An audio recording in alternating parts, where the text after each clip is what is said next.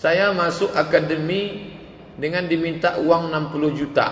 Sekarang saya sudah ngaji dan tahu itu dosa. Saya sudah tobat. Apakah haram gaji saya bekerja dengan ijazah sogok itu Pak Ustaz?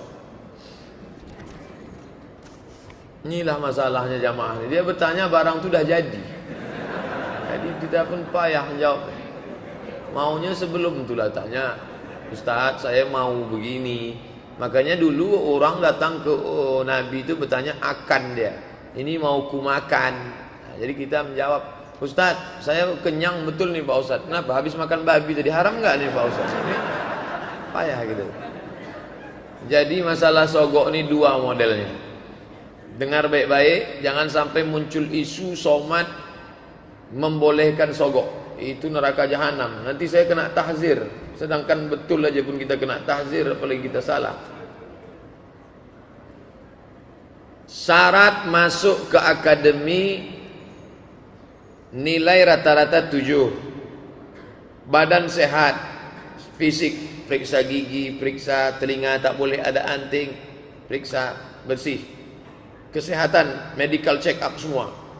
Siapa yang cukup 3 syarat ini, maka dia lulus. Nah, ketika dia ikut tes itu, dicek nilainya rata-rata 7. Ya, tidak ada anting, tidak ada. Oke, gigi semua tak berlubang, medical check up sehat, dah.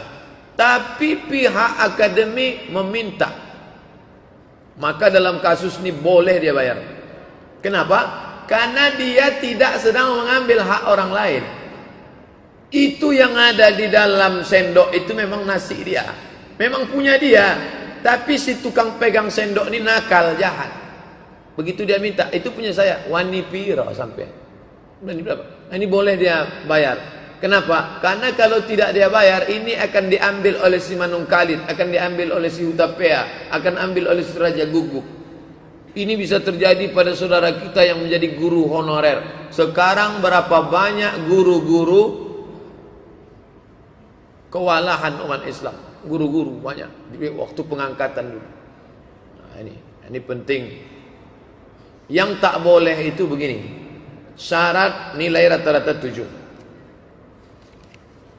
Mesti telinga tak beranting, gigi tak bolong. Tiba-tiba bisa ditutupnya ini dengan bayar. Kamu bayar 100 juta, gigimu yang bolong itu bisa kami sumbatkan. Telinga kamu tuh bisa kami buat seolah-olah tak ada anting. Dan nilaimu yang 6 ini bisa kami dongkrak. Itu haram. Nah, maka tentukanlah diri masuk kategori yang mana.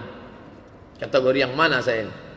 Nampak-nampaknya saya condong ke yang selamat aja lah Pak Ustaz. Bagaimana sistem keuangan dalam keluarga menurut Islam? Apakah memberi semua gajinya kepada istri atau berapa perlunya saja? Ya Rasulullah, ya Nabi sedang duduk di bukit Sofa, datang perempuan. Inna Aba Sufyan rajulun syahih.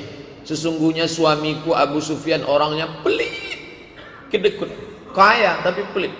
Boleh tak ku ambil duitnya untuk makan anakku ya Rasulullah? Kata Nabi, ambil bil ma'ruf, secukupnya. Itu jatah perempuan. Makan, pakai, tempat tinggal, pendidikan, perhatian. Kira-kira Pekanbaru ini berapa layaknya jatah perempuan? Standar, tak terlalu tinggi, tak terlalu rendah. Jangan standarnya artis, jangan pula standar orang gelandangan. Yang sedang lah. UMR itu upah minimum regional pekerja. Ini standar untuk perempuan berapa? Bapak beri segitu untuk. Itu namanya nafkah. Bahwa setelah itu ada bonus, nah itu terserah. Adapun semua diserahkannya ke istri, iya kalau istrinya solehah. Kalau tidak, itu suami cepat mati. Masuk dia dalam kelompok ikatan suami takut bini. Mana yang lebih baik? Lanjut studi atau fokus ngapal Quran terlebih dulu? Bagus ngapal Quran. Andailah musim boleh diulang balik, tentu saya ngapal Quran dulu baru ke Mesir. Hafal Quran kita dulu bagus. Cara berpikir kita, terstruktur otak kita. Dan banyak orang-orang hafal Quran itu tak pikun, karena otaknya bekerja terus. 1 hari 2 juz, satu cara berpikirnya. Nah, ini bagus. Nah, oleh sebab itu anak kemanakan saya Saya ingin bercita-cita mereka kalau boleh janganlah macam Ustadz Somad yang tak hafal Quran. Tapi kalau bisa anak cucu kita hafal Quran, bagus. Setahun pondok Padanaran yang di Jawa itu setahun program, masukkan dia, bagus. Saya menggunakan kartu kredit bank konvensional. Kartu kredit itu hanya saya gunakan untuk beli barang cicilan 0%. Jadi tak pakai bunga. Dan saya pakai tagihan selalu sebelum jatuh tempo, biar tak kena bunga. Seandainya saya tetap pakai kartu kredit, apa saya kena dosa Pak Ustaz? Pindah ke bank syariah, Bank Riau Syariah Kepri, Bank Mandiri Syariah, kalau dia punya program kartu kredit. Andai tak terelakkan, tidak ada dosa. Karena sama macam orang numpang transfer saja. Tolong kirim duit ke saya Pak Ustaz. Ya, tafakuh jual buku, orangnya di Bandung, di Jakarta. Transfer gimana? Kebetulan dia pakai konvensional, orang itu dia transfer. Maka hanya sekedar numpang lewat saja. Saya alhamdulillah agak lega sekarang, karena kami sekarang pakai bank BRI Syariah. Dulu beberapa tahun itu transfer gaji saya dari UIN Kementerian Agama dengan Bank Mandiri. Tapi bunga tak pernah diambil, hanya sekedar numpang lewat saja. Karena tak mungkin pegawai itu ngantar ke rumah. Itu sekedar numpang lewat. Andai ada bunganya tak boleh dipakai.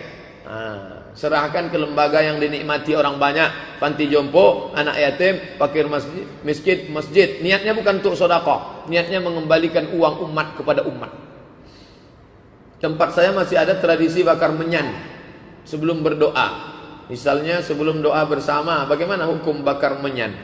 Kemarin waktu Habib Syekh datang, pertanyaan-pertanyaan yang tak terjawab waktu Habib Syekh datang, yang kemarin segini, itu sudah saya jawab di Masjid Raya Senapelan. Kita buatkan videonya. Nah, jadi bapak yang waktu itu buat pertanyaan banyak, semuanya sudah kita jawab. Nanti akan diuploadkan. Kalau sudah selesai diedit, akan diuploadkan ke fanpage YouTube, akan diuploadkan. Nah, turun kita ke bawah waktu itu di depan Habib Syekh kan banyak bukhur namanya. Bukhur itu asap.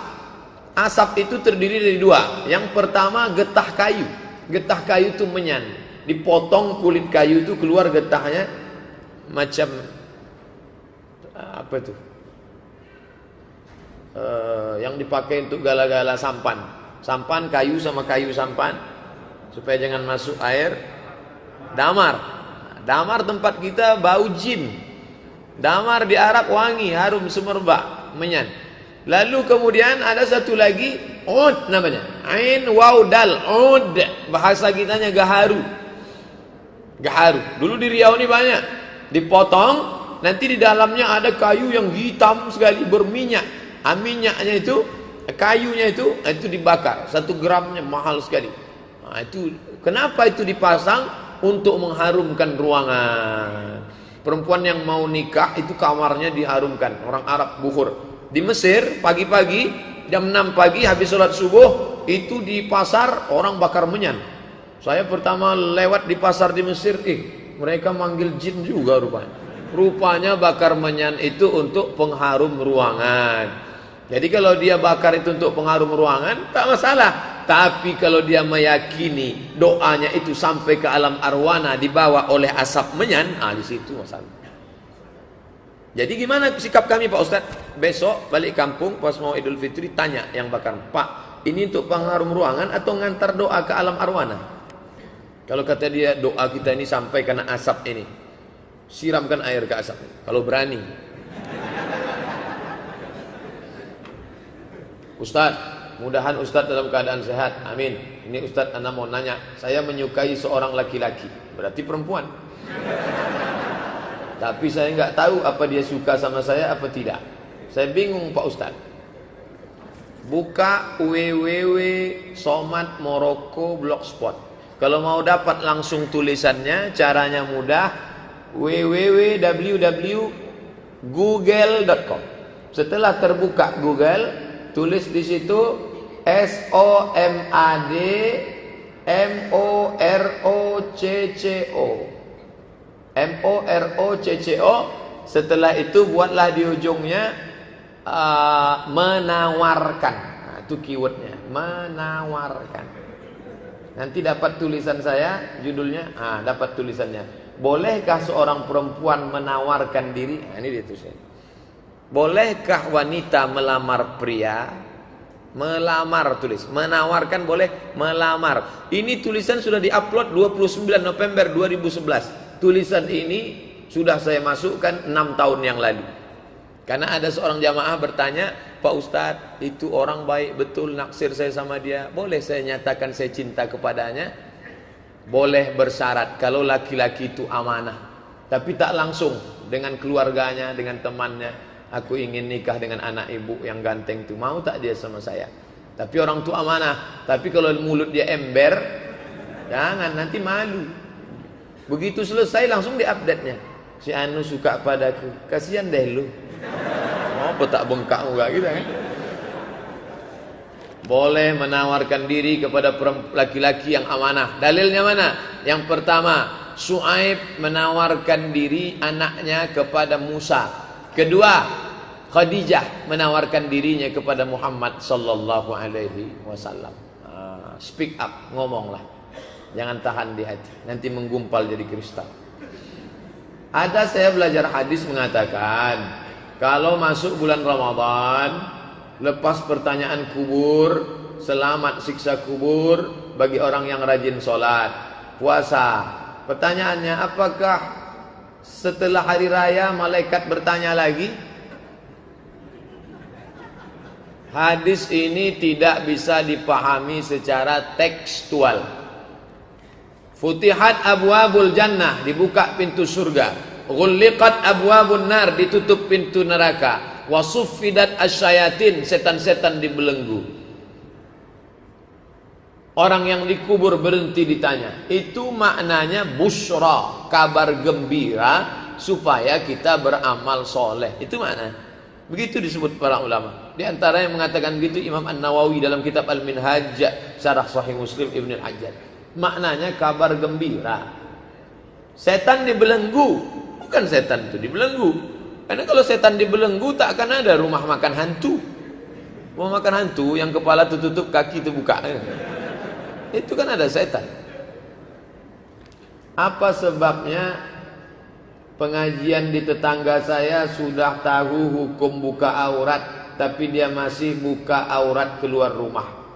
Orang yang tetap buka aurat keluar rumah dua. Yang pertama jahil, yang kedua fasik. Orang yang tak tahu jahil, dikasih tahu.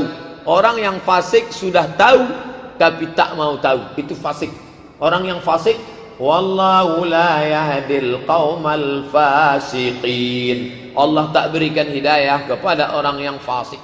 Jangan sampai kita fasik. Maka ngaji ini kalau sudah tahu, amalkan langsung. Sudah tahu tadi tentang hijab mesti tertutup ujung jari, beli hijab. Balik dari sini, kalau bisa langsung ke toko hijab. Jangan ke toko lontong dulu. Toko hijab langsung, amalkan langsung. Cari hijab XXL, double XL. Apa sebabnya Ustadz? Kalau saya menengok salib menggigil hati saya, setan. Saya tausiah di seberang pulau Batam. Batam 1,5 jam kami sampai. Tapi tak terasa 1,5 jam karena film yang diputar tenggelamnya kapal Panderwi. Meleleh air mata penonton menengok Zainuddin meninggalkan hayat. Apa sebabnya? Kata ibu itu mirip macam ini. Saya terlalu terbayang salib, nampak salib, jin kafir sedang masuk. Karena di salib itu ada jin kafir. Dari mana masuknya jin kafir? Karena ada patung. Kepalanya ke kiri apa ke kanan? Ada yang ingat kan? Itu ada jin di dalamnya. Jin kafir. Di dalam patung itu ada jin kafir. Makanya kita tidak boleh menyimpan patung. Jin kafir itulah yang mengajak. Makanya kalau keluarga kita di rumah sakit, di dalamnya ada jin kafir itu, tutup. Tutup itu. Kalau sampai dia sakratul maut, kita tak ada di situ. Dia sedang diajak jin kafir. Berhasil. Berapa keluarga orang Islam yang mati dalam keadaan su'ul khatimah. Dipanggil jin, haleluya. Mati kafir. Nauzubillah. Nauzubillah. Selamatkan orang Islam. Jangan sampai mati su'ul khatimah. Kalau kau tak sanggup mengkafirkan dia waktu hidup, kafirkan dia menjelang kematiannya. Tak juga sanggup, antar dia ke makamnya pakai ambulan C, lambang kafir. Balik dari sini beli pilok, hapus itu, ganti bulan sabit merah. Bagaimana cara membayar fidyah puasa Ramadan selama 1 bulan? Dibayar kepada 1 orang atau banyak orang? Cara pertama, ajak orang itu makan. Orang miskin, ya aku tak bisa puasa nih, ayo makan sama saya. Makan pagi sama, makan siang sama, makan malam sama, 3 kali makan. Itu cara pertama. Cara yang kedua, kasih dia beras nisfu sa'. Nisfu sa' 1,5 kilo. Ini beras untuk sendiri 1,5 kilo, ikannya, cabainya, bawangnya, tomatnya, belacannya. Kalau dia makan belacan, kasih sama lauknya. Jangan cuma kasih beras. Kasih beras, makan nasi sama kecap lah dia. Yang ketiga, kasih dia duit. Aku tak bisa ngajak ente makan, saya tak bisa ngasih ente beras. Ini duit. Duit standar makan orang 3 kali di Pekanbaru nih. Makan pagi, makan siang, makan malam. Apakah 1 hari puasa untuk 1 orang, atau boleh 30 hari untuk 1 orang? Boleh 30 hari untuk 1 orang. Tapi kalau di daerah kampung kita tuh banyak, janganlah yang 1 saja dikasih. Berapa orang di kampung tuh? Ada 10. Bagi dia 3 hari, 3 hari, 3 hari, 3 hari. 3 hari untuk ente. Ibu kasih 1 hari berapa? 50.000. 3 hari 150, 150, 150, 150. Begitu cara membayar. Pak Ustadz, bolehkah saya minta sepetak tanah kepada orang tua saya yang masih hidup untuk saya kelola? Seorang laki-laki memberikan atiyah, pemberian kepada anaknya. Lalu kemudian istrinya tahu, ini ayahmu yang ngasih. Ya, saudaramu yang lain, karena ada saudara lain yang seayah lain emak. Saudara lain dapat? Tidak. Mengadu ke Nabi. Ya Rasulullah, ya suami saya dikasihnya anak saya saja, anaknya yang lain tak dikasih. Apa kata Nabi? Ittaqullah, takutlah kalian kepada Allah. Fa'dilu baina auladikum, bersikap adillah kalian kepada anak-anak kalian. Yang satu disekolahkan S3, yang satu es cendol pun tidak. Nanti kecemburuan, putus silaturahim mereka. Yang satu dikasih ruko, yang satu dikucilkan. Kalau mau kasih, kasih semua. Kalau tak kasih, jangan semua. Kecuali dalam kasus berbeda. Kasusnya begini. Anak pertama S3, anak kedua S2. Tiba-tiba ujung kelas 6 SD. Perempuan menyusul belakangan. Maka bapak yang bijaksana dudukkan. Engkau anakku pertama, kedua. Iya. Adik kalian ini, aku tak tahu umurku pendek nanti mati. Gimana dia ini? Maka aku kasih dia 2 ruko ya. Kata si abang nih, tak apa-apa ya. Ayah kok takut sama kami? Aku tak takut sama kalian. Bini kalian ni yang ku khawatirkan. Iya. Kata abangnya yang 2 nih. Setuju ya? Iya. Setuju ahli waris. Begitu. Jangan diam-diam dia dikasih. Nanti setelah meninggal dia jadi bom waktu. Abangnya izin. Kata istrinya, masa adik itu dikasih? Itu tak betul tuh bang. Saya sudah ngaji kok dengan Ustadz Somad. Ustadz Somad pula disebutnya. Jadi hukum itu tidak saklek, tidak kaku. Ada pembahasan-pembahasan. Mengapa Ustadz jarang ceramah di Kuansing? Karena tak ada jadwal atau gimana? Kuansing tak pernah ngundang saya. Ngundangnya 3 hari mau pengajian. Ya antara tempat yang tak pernah saya datang, Kuantan Singingi, Bengkalis. Asal mau ngundang seminggu mau acara, tak bisa. Kalau mau ngundang saya 6 bulan sebelumnya. Sombong betul Ustaz. Ustaz malam ini di mana? Saya di musola di ujung Taman Karya. Musola. Musola tuh kirim aja lah pengganti, tak bisa. Saya belum pernah ngirim pengganti sampai sekarang. Kalau saya tak bisa, saya bilang tak bisa. Adapun pengganti, nanti pengganti itu mencari pengganti, pengganti itu mencari pengganti. Itu namanya ustadz bersanad. Tak bisa. Sumpah orang kita. Sedang tak disumpah orang aja udah kurus macam ini, apalagi disumpah orang. Akan sumpah ustadz itu gitu. Memang dia tak marah, tapi hatinya berkecai. Apakah air seni binatang, sapi, kambing, kuda tak merupakan najis? Najis. Apa tak najis? Najis. Karena saya pernah mendengar ada yang mengatakan air seni binatang tidak najis. Itu kan Ustadz MT. Ustadz abal-abal sakit hatinya kawan. Ustadz Majelis Tafsir Quran. Ada dulu di-upload. Ini tidak najis, dia tak belajar. Dia tak baca, dia tak bisa baca kitab tafsir. Dibacanya Quran, bacanya terjemah. Bacanya Quran, bacanya terjemah, diolahnya otaknya sendiri. Cuman duitnya banyak. Disebarnya pakai video kemana-mana. Nah, sekarang kan bukan tergantung. Zaman kita ini zaman unik. Orang tak tahu betul salah. Yang penting banyak duit, punya TV, sebarkan. Bapak kalau punya TV, sebarkan aja banyak-banyak. Walaupun salah. Makanya kita balik ngaji, balik ke kitab balik. Saya punya saudara laki-laki. Dia tak pernah bersilaturahim dengan keluarganya, dengan adik-adiknya. Sedangkan kami adik-adiknya selalu ingat dan suka mengikutinya. Hari-hari besar lebaran kami selalu mengunjunginya. Dia tak pernah. Sekaranglah lagi sakit. Kami adik-adiknya berat untuk melihatnya. Sebab ketika adik-adik dan pamannya sakit di opname, tak ada hati sikit pun tergerak untuk mengunjungi. Bagaimana pendapat Pak Ustaz? Datang, kunjungi dia. Sedangkan orang Yahudi dikunjungi Nabi. Masalah dia dulu begini bla bla bla bla bla bla bla. Allah Ta'ala maha menghukum kalau dia salah.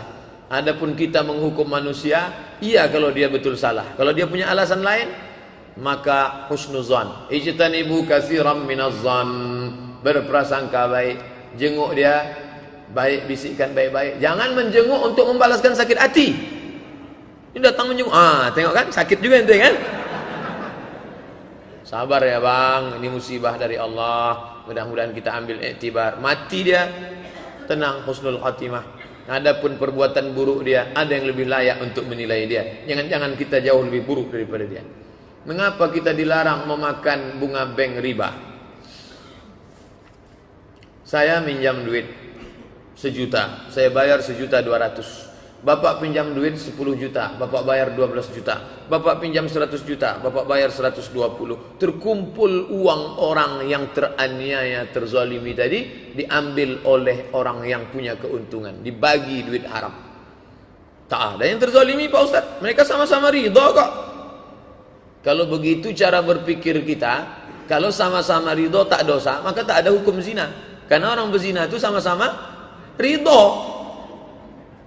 Ridha orang 1 pekan baru untuk tidak berjilbab, maka tidak menghalalkan hukum Allah. Itu bedanya hukum manusia dengan etika moral.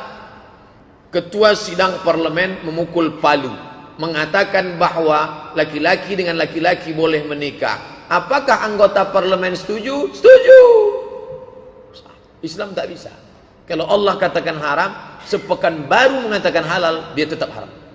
Inilah yang terjadi sekarang. Sekelompok orang, profesor, doktor, kiai, haji, buya, ustad, dukung terus boleh channel kafir. Hijrah Reaction. Terima kasih. Menghalalkan hukum Allah Subhanahu wa taala.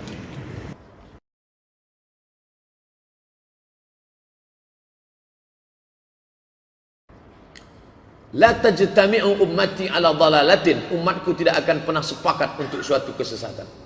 Saya seorang perempuan usia 24 tahun. Saya dijodohkan orang tua dengan seorang laki-laki. Saya tak mau. Karena saya tahu perilaku laki-laki itu sangat jelek. Saya pernah mau diperkosanya 2 kali. Untunglah Allah masih sayang sama saya. Sudah saya ceritakan masalah tersebut kepada ayah saya. Tapi ayah saya tetap tak peduli.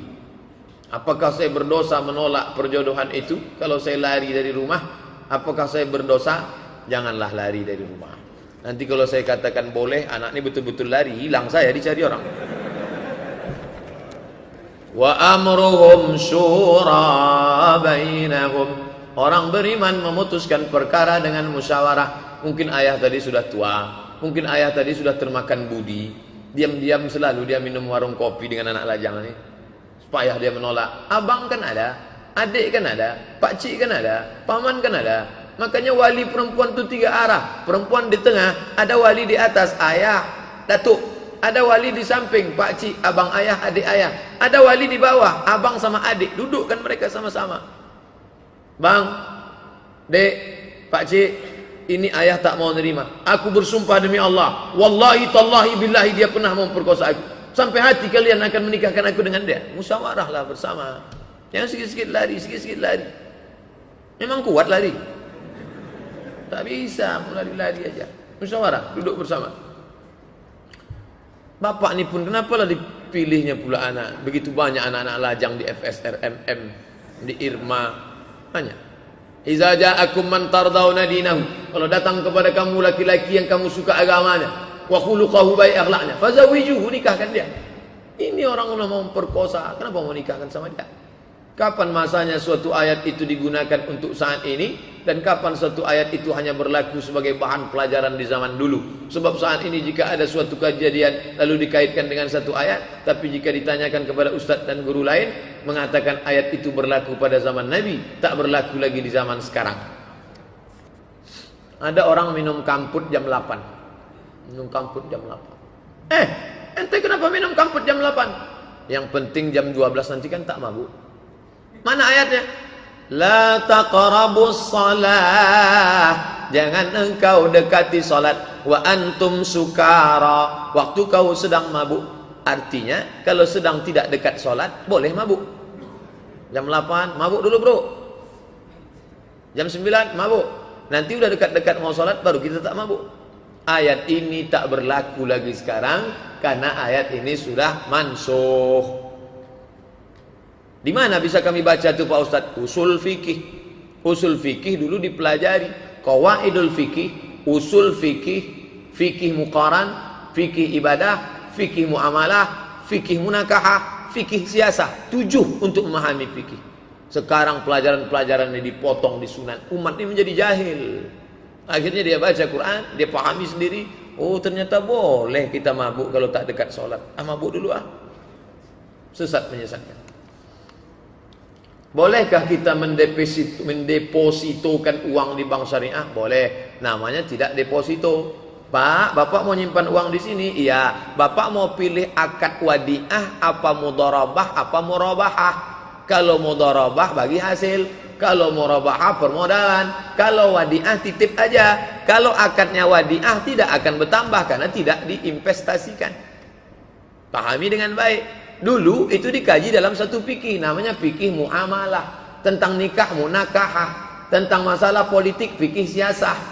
Fikih aja terbagi berapa? Fikih ibadah, fikih munakahah nikah, fikih muamalah ekonomi Islam. Sekarang dipotong itu semua. Alhamdulillah pulang adik-adik kita yang pakar-pakar fikih, Ustadz Hasbullah spesialisasi bidang fikih muamalah, Dr. Mawardi usul fikih, Ustadz Samsudin Muir fikih ibadah. Ini alhamdulillah, maka hadiri kajian-kajian mereka, bukan catatan khusus, datang ngaji, udah spesialisasi semua kita, alhamdulillah. Bolehkah kita nerima beasiswa dari Kementerian Keuangan seperti LPDP? Boleh. Dalilnya apa? Itu hak kita. Jangan Bapak pergi ke kantor gubernur merasa mengemis. Bapak bukan mengemis, Bapak sedang mengambil hak Bapak karena pemerintah wajib melindungi. Orang susah, tempat ibadah ditanggung oleh negara. Dari mana? Pajak bumi dan bangunan. Minyak di atas, minyak di bawah. Itu milik kita, dikelola oleh negara, ambil. Yang dapat beasiswa, ambil. Itu hak kita. Jangan anggap kita sedang ambil pajak prostitusi.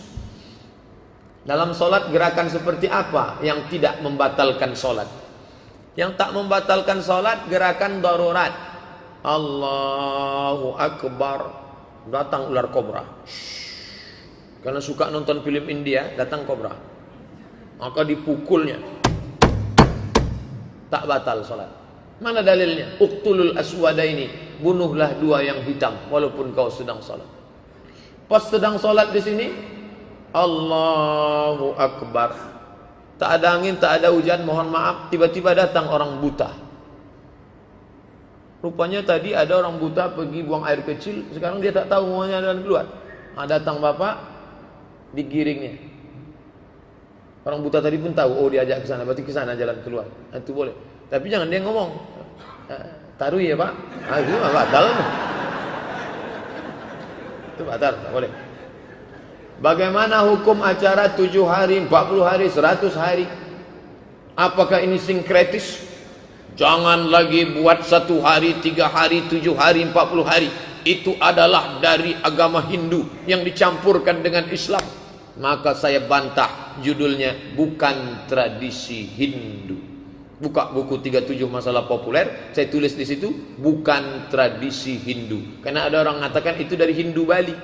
Maka saya tulis bahwa ada seorang tabi'in, nabi, sahabat, tabi'in, namanya Imam Atha. Kata Imam Atha, diriwayatkan oleh Imam Ahmad bin Hanbal, Imam Hambali, kata Imam Atha, orang yang meninggal itu diuji selama 7 sampai 40 hari, keluarganya dianjurkan berkirim doa dan bersedekah makanan. 7 sampai 40 hari. Tapi bukan hadis Nabi, perbuatan tabi'in. Kata Imam Ibnu Hajar Al-Haythami, bukan Ibnu Hajar Al-Asqalani, Ibnu Hajar Al-Haythami, dalam masalah fadail amal boleh memakai hadis maqtu'. Kalau hadis itu sampai ke Nabi namanya marfu', kalau sampai ke sahabat namanya mauquf, kalau sampai ke tabi'in namanya maqtu'. Bersedekah 40 hari 40 malam itu bukan marfu', bukan mauquf, tapi maqtu'. Yang mau buat tak apa-apa, yang tak mau buat pun tak apa-apa. Jangan sampai orang miskin ngutang bubur kacang hijau. Kita yang bawa makanan semestinya, bukan kita yang memakan harta orang susah. Tapi kalau ada anak orang kaya, dibuatnya nasi kotak, lalu dia umumkan, Bapak Ibu sekalian, tetangga kerabat andai tolan, ini bukan harta anak yatim, ini bukan harta warisan bapak kami, ini adalah murni sedekah saya anaknya, saya pulang dari Pekanbaru mau berbagi, makanlah. Apa tak tahu kalian di saya ini orang kaya?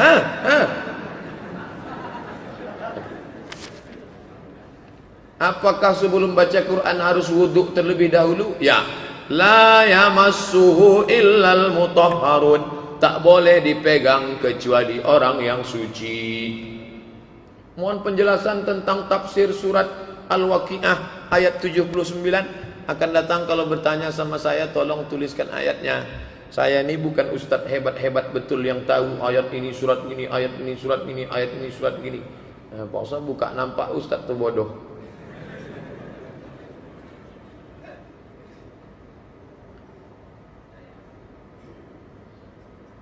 Sebentar ya, Bapak Ibu yang tak sabar mau pulang, pulanglah.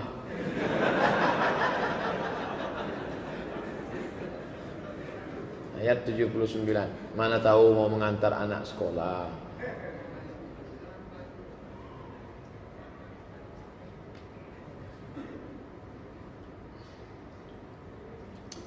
Ayat 79. A'udzubillahi minasyaitonirrajim. La yamas, itu ayat yang saya baca tadi. La yamassuhu illal mutahharun. Tidak diboleh dipegang kecuali yang suci. Itu kan Al-Quran di Lauhil Mahfuz Pak Ustaz. Yang tak boleh megangnya malaikat, yang boleh dipegang hanya boleh malaikat. Itu penafsiran Daud Zahiri.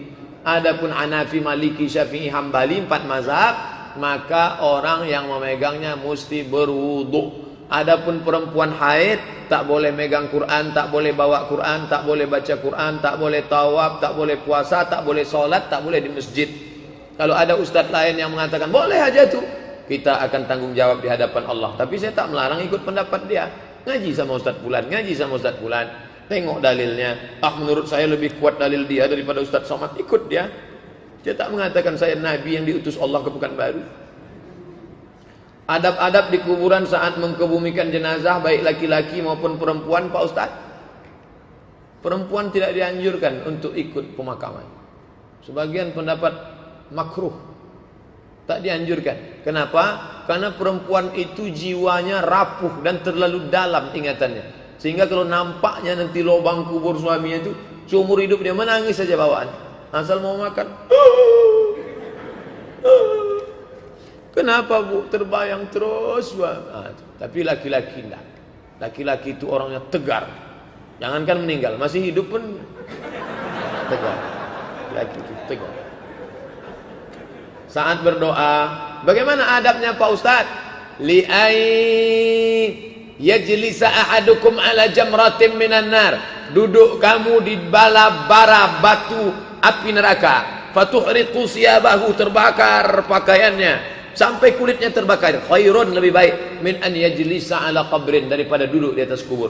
Jangan duduk di atas kubur, jangan menginjak kubur. Yang paling afdal menenteng sendal waktu lewat di atas kubur, dianjurkan. Tapi kalau khawatir kaki tertusuk duri kena batu, boleh pakai sendal. Tapi ada nanti nampak orang menenteng, itu adab. Tapi kalau dia khawatir nginjak, tempat kita tak khawatir nginjak paku, tai sapi banyak. Maka pakailah sendal. Tapi menginjak jangan sampai. Pemakaman, mengantar ke pemakaman bagus, tapi menginjak haram. Ini sekarang orang menginjak makam, menduduki makam, dan menjadikan makam sebagai asbab. Duduk di makam, menginjak makam, asbab makam. La ilaha illallah. Tak boleh, haram. Saat berdoa, sebagaimananya tukang doa, posisinya apa, menghadap kiblat atau cukup menghadap kubur? Menghadap kiblat. Ini kepala. Kalau menghadap kiblat, ini kepala. Kepala ini kaki. Maka di sini dia menghadap ke kiblat. Badannya di sini, kepalanya menghadap ke kiblat. Menghadap ke kiblat. Andai dia membelakangi kiblat, ya tak apa-apa. Solat yang tak boleh membelakang kiblat.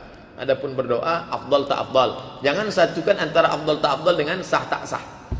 Perkenalkan, ana merupakan salah seorang mahasiswa tingkat akhir di salah satu perguruan tinggi di Pekanbaru. Bagus. Mahasiswa mau ngaji itu alhamdulillah. Kalau ada orang tua ngaji, memang sudah layak, bagus. Begini, ana tinggal di Pekanbaru ini, ngontrak bersama satu orang sahabat ana. Tepatnya kami ngontrak di rumah saudara sahabat ana itu. Di rumah itu dia juga kakak adik kandung yang selalu tidak akur, selalu bermusuhan dan saling membenci. Pada suatu hari, panjang ceritanya nih Bu.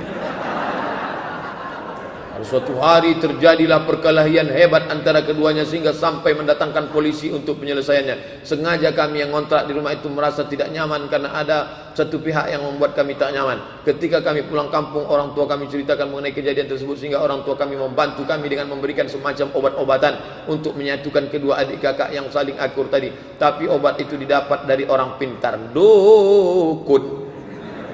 Man ataka hinan, siapa yang datang ke dukun, fasaddaqahu bima yaqul, ambil rambut abangnya, ambil rambut adiknya, nanti dibakar, disatukan, dibaca jampi-jampi, masukkan ke air minumnya, habis itu dia akan akrab. Kenapa dia bisa akrab? Jin masuk ke dalam hatinya, akrab. Jin yang memisahkan, yufarriquna bihi bainal mar'i wa zaujih, memisah orang suami istri, memisah orang adik beradik. Yang satu lagi, menyatukan yang sedang bermusuhan, mahabbah. Kan baik Pak Ustaz, apa salahnya? Ibu lagi ngapain Bu? Nyuci pakai apa? Koncing kudo. Namanya baik mencuci, tapi pakai najis tak bisa. Innallaha thayyibun la yaqbalu illa thayyiban. Ingat, banyak orang sekarang terkecoh dengan jin, dengan hantu segala macam. Ingin mendamaikan, ambil kukunya, ambil air liurnya, ambil ini dibacakan. Tak boleh. Setan, hantu. Satu lagi Pak Ustaz, iyalah. Tolong doakan kami semoga lancar dan mudah dalam menyelesaikan tugas akhir, insyaallah. Kuliah di Indonesia, dosennya orang Indonesia, pakai tradisi Indonesia, bawalah roti mari ke situ. Jadi kawan saya ini tingkat 1 tak lulus usul fikih, tingkat 2 tak lulus usul fikih, tingkat 3 tak lulus usul fikih, tingkat 4 tak lulus usul fikih. 4 tahun 1 mata kuliah tak lulus, tak pulang. Ditelepon sama ayahnya, Assalamualaikum, Waalaikumsalam. Kau kenapa belum pulang nak? Ada 1 mata kuliah ya. Apa? Usul fikih. Belum lulus juga? Belum. Bawalah roti mari ke situ katanya. Disangkanya macam di Indonesia. Mesir tak melaku roti mari. Kalau tak lulus sampai mati tak lulus. 1 mata kuliah. Akhirnya ada Ustadz Saprudin Sa'an, anggota DPR provinsi dulu. Dia punya kawan. Kawannya itu tak lulus mata kuliah di Azhar. Tak bisa pakai sogok roti. Di pakunya diktat itu, pakunya digantungkannya di leher. Mata kuliah ini memperlambat nikah dan pulang kampung. Hazihil maddah tuakhiruz zawaj warruju' ilal balad. Berjalan dia di Azhar, dipanggil sama saya Azhar. Apa mata kuliahnya? Lulus, pulang. Tanya sama Ustaz Saprudin saya. Tapi saya tak begitu. Saya lulus karena memang belajar. Yang nanti satu cerita tentang diri dia itu. Enggak. Apa hukum gadai Pak Ustaz? Gadai boleh. Makanya dalam fikih ada namanya bab rahan, rahanun, gadai. Pak, saya minjam duit bapak ya. Ya, nanti saya bayar tanggal 1 Januari. Itu namanya dain, hutang. Pak, saya minjam duit bapak ya. Berapa? 10 juta. Ini surat tanah saya. Kalau sampai tanggal ini saya tak bayar, senilai 10 juta ini ambillah. Itu namanya gadai. Kalau pinjam tak ada jaminan. Kalau ada barang jaminan namanya gadai. Yang jelas terdapat bunga seperti gadai BPKB. Kullu qardin jarra naf'an fahuwa riba. Setiap gadai pinjaman yang mengambil keuntungan maka dia riba. Kugadaikan surat kapling sawit saya 2 hektar ya. Ya. Selama duit tak balik, hasil diambilnya terus. Karet gotah, sawit, kelapa hibrida, riba. Kullu qardin jarra naf'an fahuwa riba. Tapi udah tradisi kami dari nenek moyang Pak Ustaz. Apakah nenek moyang menghalalkan? Enggak. Apa hukum leasing? Duit sama duit riba. Duit dengan barang tidak riba. Somat Maroko kredit, enter. Baca tulisan baik-baik. Bagaimana hukum hasil kerja di tempat yang riba itu Pak Ustaz? Hasil dari riba ya riba. 4 yang dilaknat. La'anallahu akilar riba, Allah melaknat yang makan riba. Wa mukilahu, yang dikasih makan riba. Wa katibahu, penulis administrasinya. Wa syahidaihi, 2 orang yang jadi saksi. Semua kena laknat riba. Bagaimana seorang lebih sering memakmurkan masjid yang jauh ketimbang yang dekat? Nah, ini nyindir saya nih. Saya ceramah sana, ceramah karena ini dekat rumah saya ketua masjid. Saya tetap sholat ke masjid. Maka saya umumkan supaya jangan jadi fitnah ke pengurus. Kalian tahu jadwal saya. Tadi malam jumpa pengurus, habis asar semalam. Besok saya mau ke Dumai. Habis dari Dumai ke Tanah Putih. Dari Tanah Putih pagi dengan Profesor Samsul Nizar di Stein Bengkalis. Nah, nanti kalian kalau saya tak ke masjid ini jangan bilang saya sholat di rumah. Jadi fitnah nanti. Jadi mesti ada tabayun, klarifikasi. Adapun bapak yang masjid dekat rumahnya, makmurkan rumah. Kalau sampai di dekat rumah itu tidak ada orang sholat, satu kampung dikuasai setan. Istahwadzat alaihimus syayatin. Tapi kalau subuh Ahad besok kemari karena Dr. Mustafa Umar, di sana masih tetap ada sholat berjamaah, ya tak apa-apa. Saya menikah, tapi saya tak bisa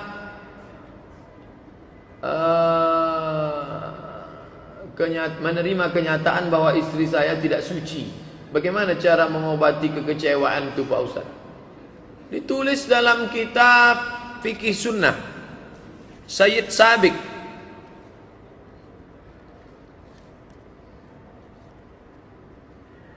Fikih Sunnah Sayyid Sabiq, begini bunyi kalimatnya. Inishtarata bikran fabanat saiban falahul faskhu. Tulis, nanti cari di kitab Fikih Sunnah Sayyid Sabiq. Sayyid Sabiq ternyata bukan berpendapat, dia pun mengutip. Syekh Sayyid Sabiq mengutip dari Ibnu Taimiyah dalam Majmu' Fatawa. Inishtarata bikran, kalau anak lajang itu mensyaratkan bininya mesti perawan, fabanat saiban, setelah nikah ternyata tidak perawan, falahul faskhu, maka dia punya hak untuk fasakh. Pagi-pagi dia bilang, ternyata tak sesuai dengan syarat, sesuai dengan yang tertulis di botol aqua, do not accept if cell is broken. Maka dengan ini kunyatakan fasakh. Fasakh artinya pembatalan pernikahan. Nah, sekarang antum nampaknya dia tidak mau fasakh, dia menerima karena bunyi pertanyaannya bagaimana cara mengobati kekecewaan. Tak bisa. Tak bisa. Tapi ada sebagian orang, apalah arti sebuah keperawanan, kata dia. Ada laki-laki, aku bisa menerimamu apa adanya Adinda, kata dia. Oke lah. Tapi jangan putih. Hidup ini putih atau hitam. Kalau memang putih, jaga dia baik-baik. Tapi jangan diungkit-ungkit. Kalau memang hitam, lepaskan dia baik-baik. Kalau pegang dia baik. Kalau lepaskan dia baik. Jangan abu-abu. Ketika hati sedang senang, ku terima kau apa adanya. Ketika sedang marah, kau pun dulu tak perawan kok. Nah, itu tak baik. Akhirnya perempuan itu nanti lama-lama dia lari, macam yang tertulis di gerobak truk. Bukan perpisahan yang kutangisi, caro ndak lama.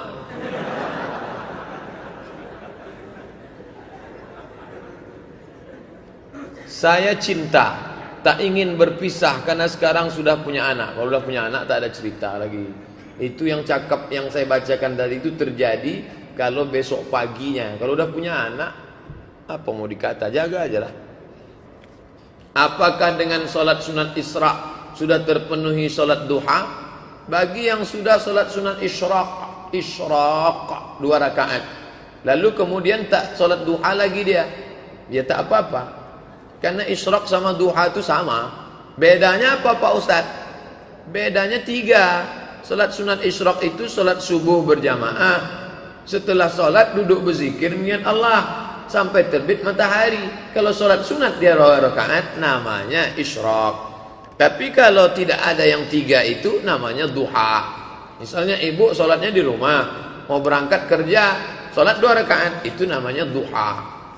Kalau bagi kita yang sudah 3 tadi, sholat subuh berjamaah, duduk berzikir dengan Allah sampai terbit matahari, sholat 2 rakaat namanya Isyraq. Kalau ditambahnya Pak Ustadz, bagus. Habis sholat Isyraq, pas bubar nanti sholat duha dia lagi, bagus, tak salah. Berapa batasnya? Tak ada batas. Karena riwayat Aisyah, summa yazidu masya'a, Nabi menambah semau dia. Ini hari libur, besok libur, sholat banyak, baik, amat sangat baik, tak salah. Saya sering melihat jamaah sholat tak pakai mukena, tapak tangannya keluar, apa boleh? Batalat sholatuhu.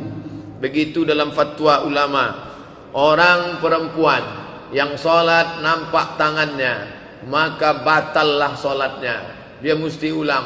Kami tengok Pak Ustaz, jamaah-jamaah India itu pakai sari saja, nampak tangannya. Jangan tengok solat orang umum, orang awam, orang jahil. Makanya ulama kita sudah paling bagus di dunia ini. Coba tengok di Masjidil Haram, Masjid Nabawi, siapa yang pakai mukena, hijab yang panjang? Orang Indonesia. Itu ijtihad ulama kita, mukena itu. Cuman yang jadi masalah orang kita ini pakai mukena waktu solat aja. Buka solat, dibukanya mukena, digulungnya dalam tas kecil. Pakai hijab, kain penutup. Kalau berdiri dia, tangannya turun, tertutup tangan. Kalau berdiri, dipakaikan kain ini di atas kepala, turun dia ke bawah, tertutup ujung jari. Agak-agak tertutup ujung jari. Kalau mau beli yang sudah jadi, beli ukuran XL, XXL. Beli. Ustaz kok tahu? Saya sudah tengok ukuran. Yang tertutup ujung jari kalau tegak itu XXL. Maka nanti ketika dia Sami Allahu liman hamidah. Tapi kalau jilbabnya yang segini, Sami Allahu liman hamidah, nampak tangannya, batal salatnya. Nah, ini tentang masalah menutup aurat. Bukan kata saya itu fatwa ulama. Ceritakan asal usul orang Cina Pak Ustaz. Cina. Jadi Adam Idris Nuh. Adam Idris Nuh. Pada zaman Nabi Nuh matilah manusia tadi, tinggal 3 orang. Satu namanya Sam, satu namanya Ham, satu namanya Yafis. Sam itulah bapaknya Yahudi dan Arab.